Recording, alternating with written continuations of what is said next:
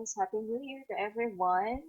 And for our first video lesson for the year 2021, I'm going to share to you what are the modes of entering international business, or how do businesses uh, enter in an international level. What are the ways?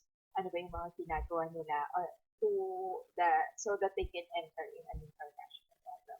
So I hope at the end of this lesson, you should be able to discuss the strategic decisions an international business makes, as well as the benefits and limitations while entering foreign markets. I also hope that you should be able to explain the concept of joint ventures and describe strategic alliances, franchising, and exporting. I know most of you already heard or aware of the following of some of the terms that we will be discussing today because um we often use it, or maybe you can hear it from the past courses that you have from the or um in the news, or on what you can search over the internet. Let us just review the following terms and let us see how these ways, or how these methods or modes of entering international business can really help a business to engage in an international level. Let us start first with the merger and acquisition. So I know most of you are already aware of the merging and acquisition na nangyayari, especially here in the Philippines. So let us start first with the merger. So merger occurs when two separate entities combine forces to create a new joint organization. So in corporate finance, mergers are transactions in which the ownership of companies, okay, actually this is merger and acquisition. Um, there is an involvement within the ownership of companies or other business organization, or their operating units are transferred or consolidated with other entities, meaning merge.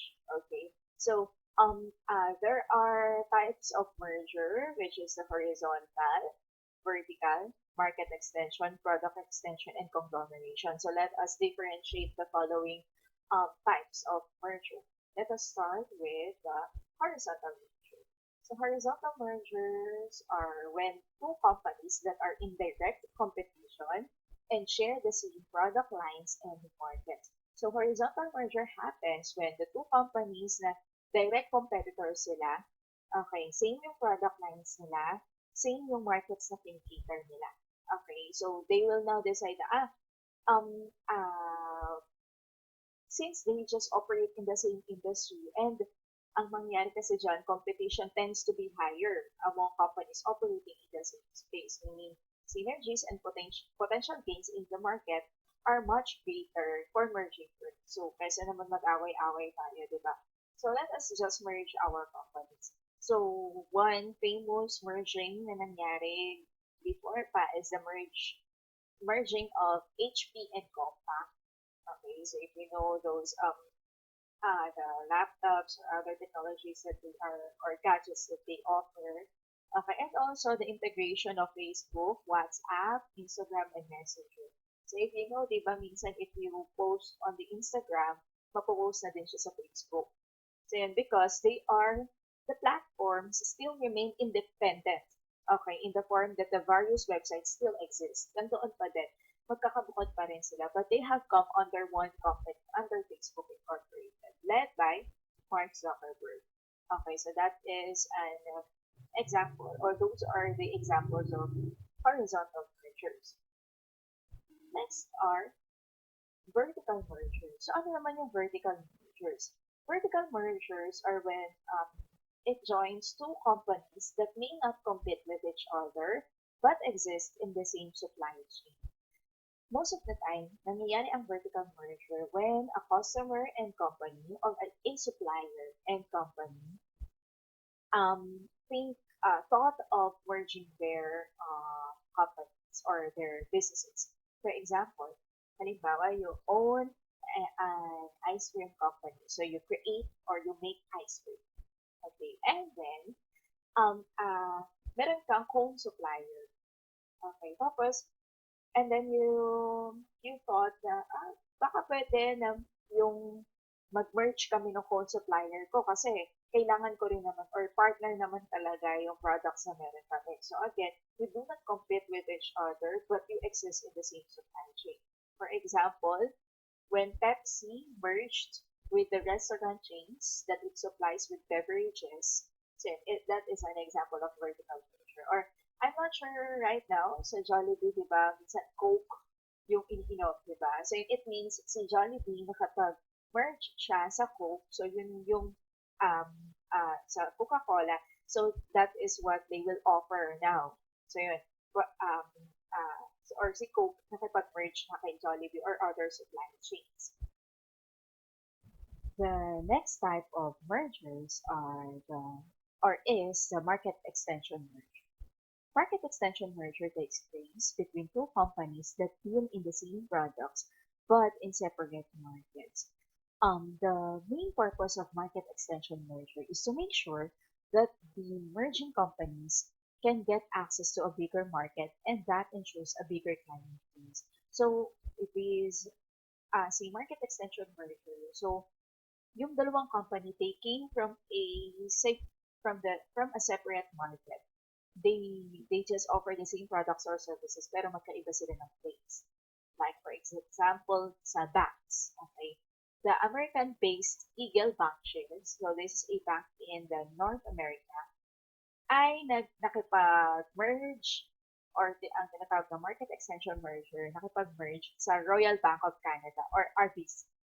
Okay, now, this large acquisition ay nag-benefit on the side ni RBC of Canada in which um, the resources that kailangan nila to take root and build itself in the North America, yun yung nag-benefit sila doon. At the same time, si Eagle Backshares naman, nag-benefit sila kasi even though they are from the North America, they can now enter or parang meron na rin silang market or nakikita na rin nila ang Canada because they merge. Okay, those two companies merge with each other. So, syempre, ang magiging pros niya or ang magiging benefit niya is you will have ma-extend yung market mo. Kaya nga siya market extension. However, syempre, meron din siyang disadvantages. So you have to balance kung ano ba yung mas matimbang ba yung advantage or disadvantage. So syempre, kung mas maano yung disadvantage, I suggest you should not enter in merging. Okay, but for example, yun nga, mas mag-benefit ka, mas malaki yung market mo. Why not grab the opportunity to merge it? Some of the disadvantages lang talaga ng mga ganyan is, syempre, they will now take um, charge or they will now um, acquire whatever you acquire.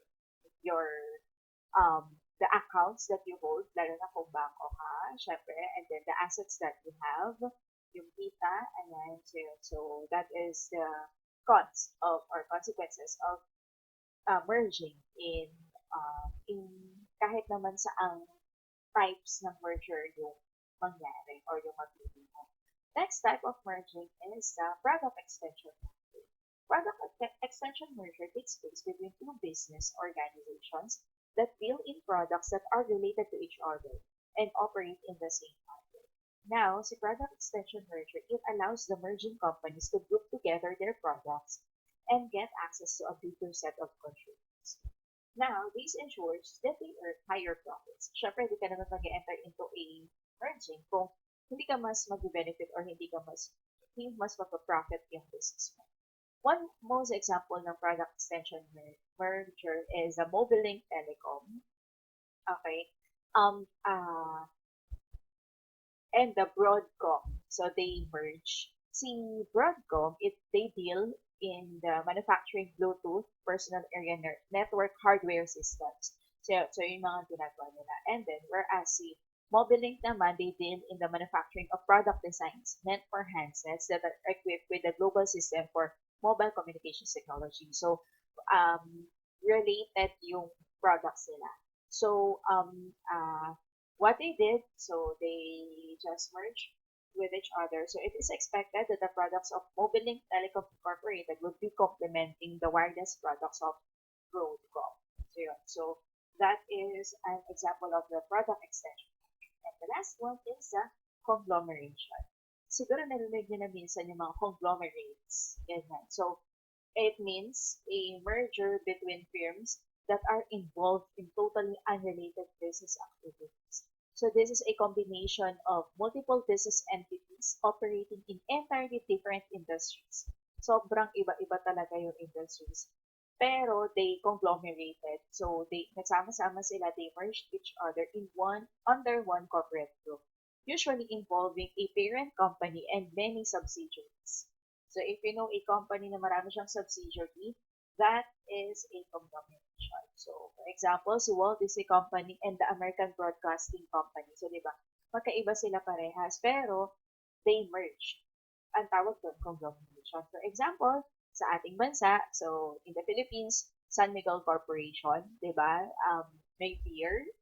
Tapos they also engage in fuel, ang petrol, sa kanila din. They also engage in the airline. So, ang Philippine Airlines din. So, yun. So, imagine, makakaiba yon ng field or totally unrelated talaga yung businesses nila. Pero they are under one corporate group.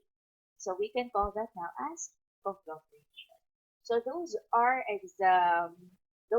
the types of mergers that we have. So, again, we have, for the types of mergers, we have the horizontal merger, vertical merger, market extension merger, product extension merger, and conglomeration.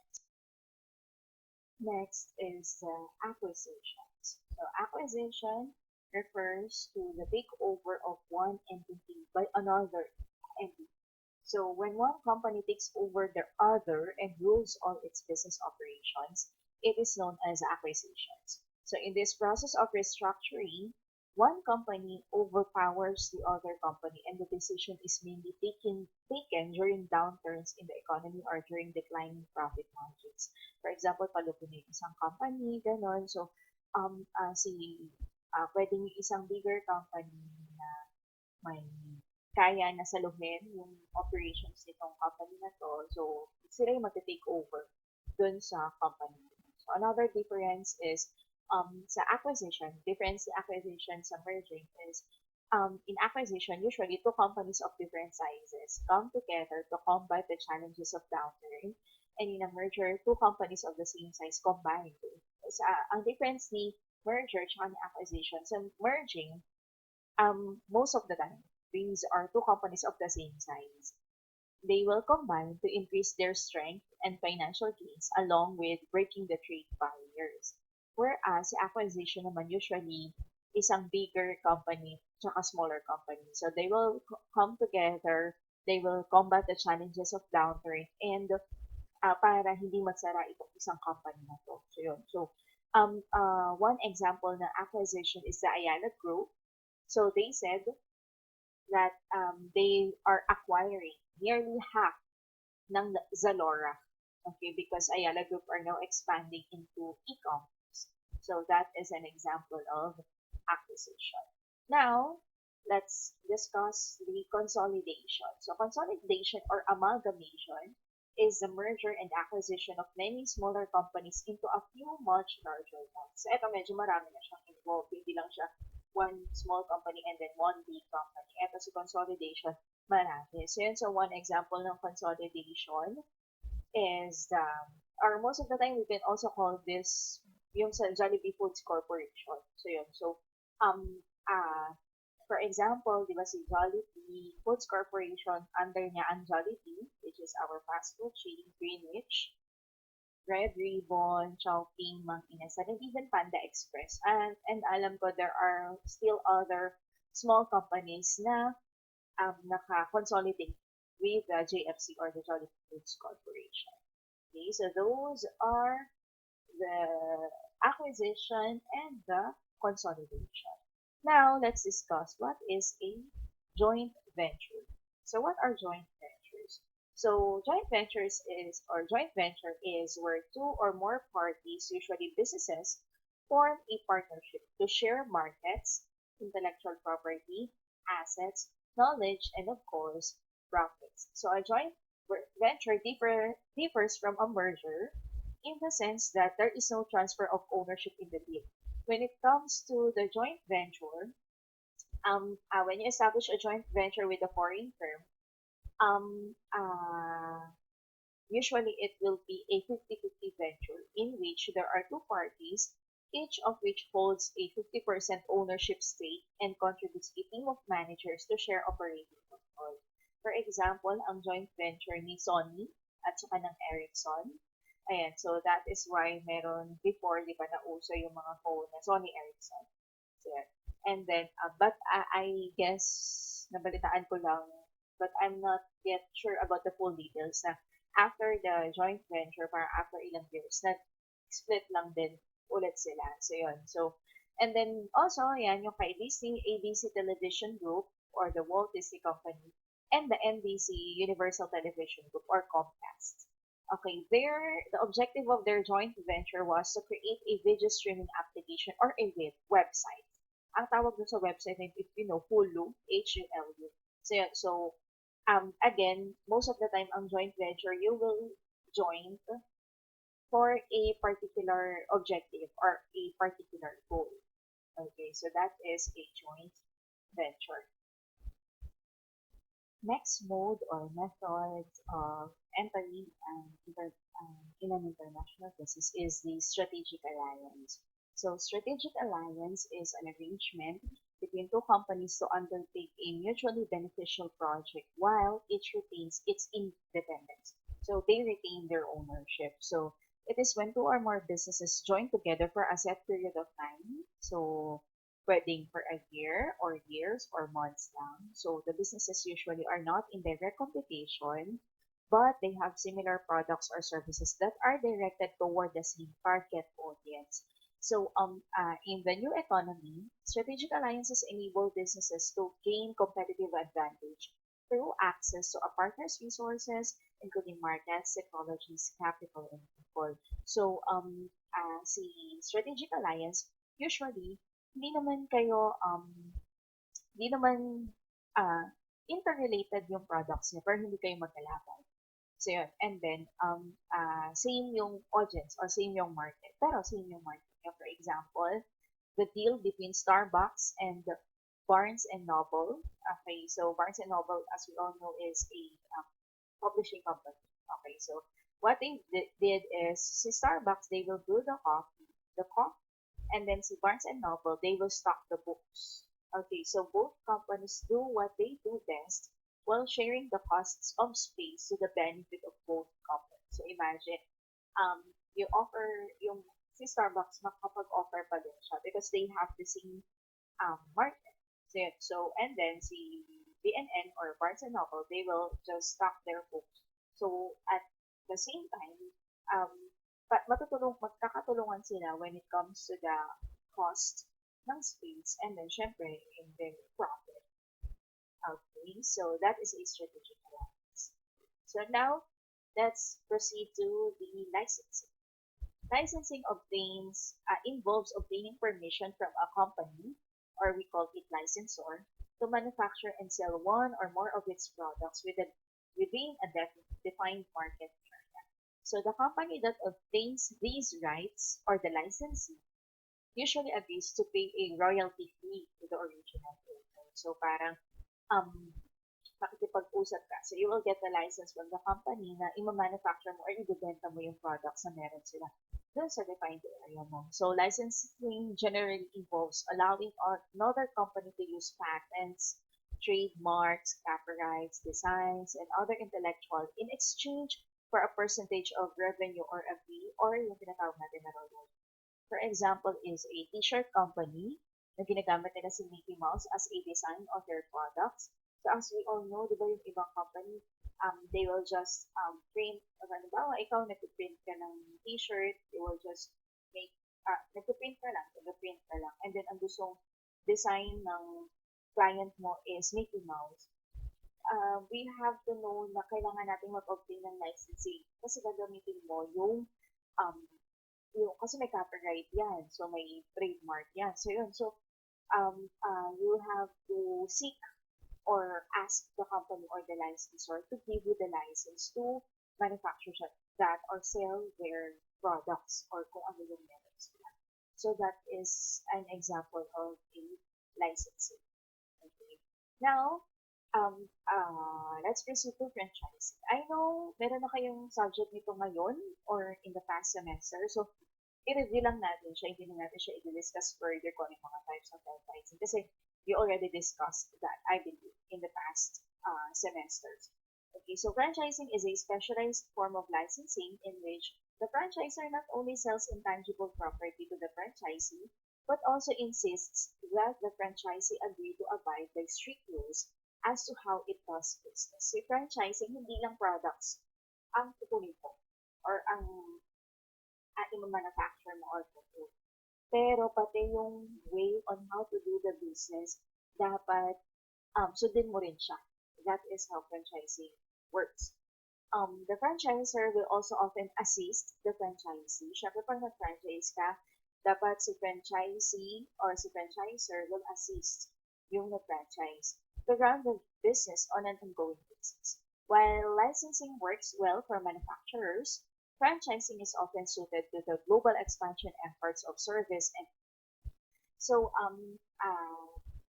si licensing kasi usually yun nga magma-manufacture ka lang. Okay, pero si franchising talagang ano na siya so para expanded na siya into as to how you do the business or how as to how it does or you the company does the business.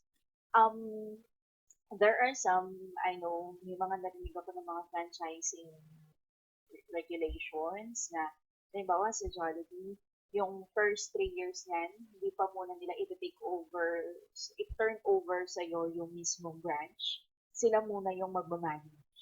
So, yun. So, ganun siya kasi they really want to make sure na of may quality talaga kapag iniwan nila sa'yo na na-stabilize na yung business. So, ganun siya. Ganun ang franchising. So, the benefits of franchising is, of course, yung branding. Ayan. So, kung sikat yung franchise mo, di ba, hindi mo na kailangan na i-advertise pa siya, ganyan. Kasi, talagang, pagka merong isa, for example, Taste from the Trees. So, yun. So, nag-start siya, I guess, sa Pampanga, tapos nagkaroon sa Malolos, di ba? Sa Pampanga, naging sikat siya. So, pagdating sa Malolos, ito yung sikat sa Pampanga. So, yun. So, medyo naka-build na ng name. Okay, tapos yung pumunta sa Bulacan, ito yung sikat sa Pampanga siya sa Malolos. Ito yung pinipilahan doon. So yun, so naka-build na siya ng name. So, medyo, ano na siya, parang binili mo rin na rin kasi talaga yung brand. Binayaran mo rin talaga yun. That is a benefit. Those are the benefits. But, syempre, meron din yung mga disadvantages. Like, for example, yung branch ng, halimbawa na lang, yung branch ng pin-franchise mo, yung branch niyan sa Manila, nagkaroon ng bad reputation. Yun. So, parang ang maisip tuloy, lahat ng ganitong name ng company, bad na din yung reputation. So, yun. So, ganun siya. Ganun lang naman yung um, disadvantage ng franchising. Okay, so now, let's proceed to the contract manufacturing. So, what is a contract manufacturing? It is a process that establishes a working agreement between two companies. As part of the agreement, one company will custom produce parts or other materials on behalf of their client. So, sa contract manufacturing, in most cases, the manufacturing will handle the ordering and the shipping processes for the client. As a result, the client does not have to maintain manufacturing facilities. They don't have to purchase raw materials or hire labor in order to produce the finished goods. This is what we also parang yung familiar na tayo na ina-outsource yung production or manufacturing uh, facility na. So yun, so for example, marami pong nakikita nito ngayon, especially yung mga nagbibenta ng mga beauty products. So yun, so what they will do, yung iba sa kanila, hindi naman natin, iba sa kanila, ina-outsource yung product na meron sila. Tapos pagdating sa company nila, i- i-brand nila yon na kung ano yung brand ng company nila. Okay, so yun. O kaya naman, for example, um, yung may nakalagay na ano, parang manufactured or parang manufactured for, ano ba, for pure gold only. Ganun. Or sila lang talaga yung may karapatang magbenta nun. So that is a contract manufacturing. Okay? So it's just parang another term lang siya in outsourcing the production. Last mode of entering in an international business is exporting. Exporting is the sale of products and services in foreign countries that are sourced or made in the home country. So, alam naman natin itong lahat, diba? So, when businesses that sell their goods and services to customers in another country, it means they are exporting them. Okay, now, they are producing them in one country and shipping them to another. So we call that exporting. Then exporting is one way that businesses can rapidly expand their potential market. So syempre, ang kapaligtaran is importing. So when we receive the products and services from foreign countries, it means we imported them. Kaya we call the products imported. So there are types of or methods of export. First thing is the direct exporting and the indirect exporting. So there are two ways under the indirect export, which is through agents and distributors. So let us discuss first the direct exporting or direct market. So it refers to the sale in the foreign market by the manufacturer itself.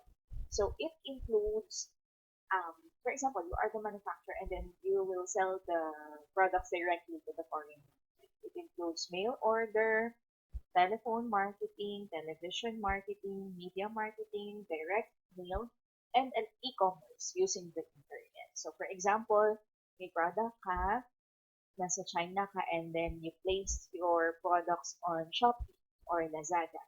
So that is a form of direct exporting.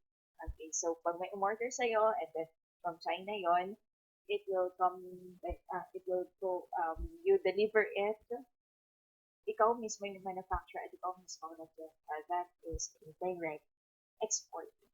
Now, the indirect exporting is you will use agents and distributors to make yung products mo na mapunta sa ibang bansa. Okay, so through agents, they will provide, yung agents provide the most common form of low-cost direct involvement in foreign markets and are independent individuals or firms who are contracted to act on behalf of exporters to obtain orders on a commission basis. So, yung mga typical na agents, diba? So, they typically represent a number of manufacturers and will handle non-competitive ranges. So as part of their contract, they would be expected to agree sales targets. So meron din sila mga sales because commission-based sila. And of course, dahil commission-based sila, they should contribute substantially to the preparation of forecasts, development of strategies and tactics using their knowledge of the local market. Especially, most likely yung mga agents will be from the local market kasi sila yung nakakaalam ng context ng market na meron sila. Next is or the final way or indirect export is through distributors. So they will buy the product from the manufacturer and so take the market risk on unsold products as well as the profit. So for this reason, they usually expect to take higher percentage to cover their costs and risk. So, para siyang yung kanina na contract manufacturing. Um, where, pero sa distributor, yun na. So, syempre, they will get the products and services that they have from the manufacturer outside the country kasi export ito.